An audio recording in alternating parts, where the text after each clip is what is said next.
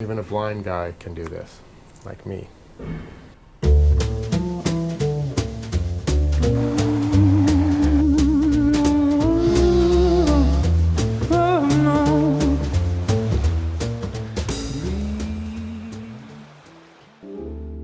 All right, today's tip, we're going to do a little painting with 2-part linear polyurethane. The most important part of the 2 parts is to put them together properly at the right ratio. So we have a mixing cup. What we're going to do is today is going to be a brushing mix. So the ratio on the Awlgrip brushing hardener is 2:1. 2 parts paint or base to 1 part hardener. And these handy little mixing cups give you a 2:1 ratio by following the grid on the side. So for today's painting, I'm going to guesstimate that we need a finish mix of somewhere around 3. This level of 3 right here, okay? That's going to be, if you really want to know, about 8 ounces of material mixed. Put it on a level surface like this, and then you fill it up to those lines. What I do, because if you screw this up, you waste $50 worth of material, is I'm going to use the 3 at the 2:1. I almost screwed it up. See, at the 2:1. There's the 3 there, and there's the 3 there. Made a little Sharpie mark.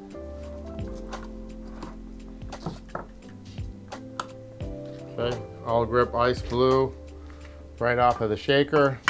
Still a little chunky, so we're gonna give it a little hand paddle steer. The thing that you always have to keep in mind with 2-part paint systems, just like epoxy 2-part, you have to stick by the ratio from the manufacturer. Adding more hardener doesn't make it get hard faster, it makes it not get hard at all. Okay, that looks pretty good. Carefully pour it in.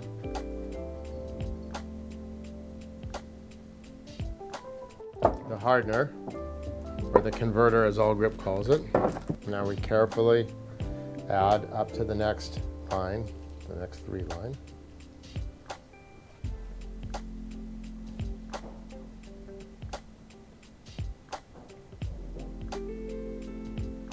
And black Sharpie marks come in handy in that maze of little marks there. Little tip, wipe the cap, the threads of the spout off before putting the cap on the hardener, and it'll help it not glue itself on. None of this stuff is cheap, so you don't want to screw it up. Okay, now it's a waiting game. This needs to induct or cook, as they slang say, so that the 2 parts start to combine together in the mixture before we apply it to the surface. Basically, the reaction starts and the little polymers swim around and the molecules cross-link and grab each other. We're magically now transported to the job site. There's the paint we mixed up. They've fast forwarded 30 minutes, so it's inducted and it's almost ready to go. So what we're gonna do is we're gonna add some goodies to it to make it so it works for us. Lily is up there doing a final tack rag, not being tacky, but using a tack rag. Basically a sticky rag where we lightly kind of skim over the surface to pick up any lint left over from the final wipe. We're gonna cheat death today and we wanna get 2 coats of material on. So we're gonna mix the paint up, as they say, a little hot. So the beauty of Awlgrip is they have a accelerator, which you can add to the mixed material, which is gonna make it cure quicker. So here's the hot sauce. Actually, we'll use the one that's already opened, since this stuff ain't cheap either. And here's a little trick. Don't pour it out of the bottle into the mix.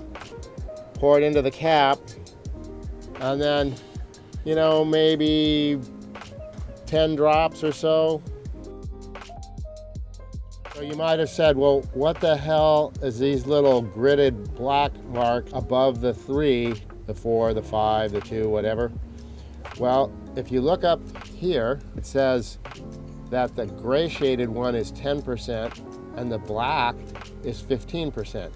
So what that means is if I mixed it to the 3 and then I fill it up full of reducer all the way up to the top of the heavy black mark, I reduced my mix 15%. Unfortunately, I have almost a full gallon of thinner, so I'm going to be kind of careful here, and I'm going to pour it into the cap at first as I tip the can over.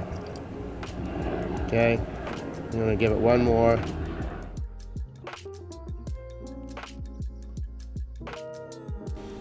Old-fashioned painter's trick, as it'll drool a little bit and then start to drip. And the drips should just start to disconnect, not a drool. Good old-fashioned lint roller. When you get your foam brushes, they're usually full of all kinds of crud, especially around this boatyard cat hair. I'm going to use a short nap linen weenie roller. And then we have a cone type paint strainer.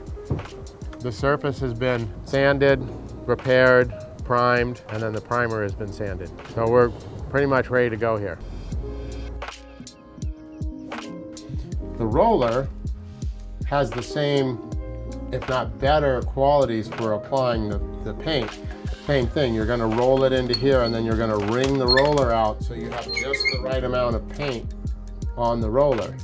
Then you can very evenly apply to the surface, controlling the pressure with your hand and you can put a very even coat on and roll it back, and then now that paint surface is smooth. You want to be very deliberate and animated when you paint. One shot, one kill.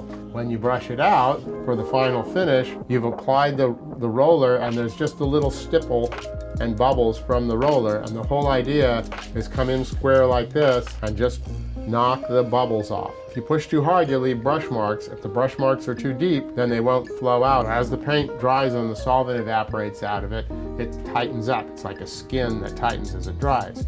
You just want to help it out by smoothing it out, brings the solvent to the surface, the solvent evaporates, the paint dries. It's all a little bit of practice, but I'm sure if you work at it and watch the videos, you'll get very proficient at it. I hope that helps you learn how to apply Awlgrip top coat with a brush. If you like what you saw, hit the subscribe button and stay tuned for more fun fixing boats. This is CF Koehler from Koehler Craft Company Boatyard.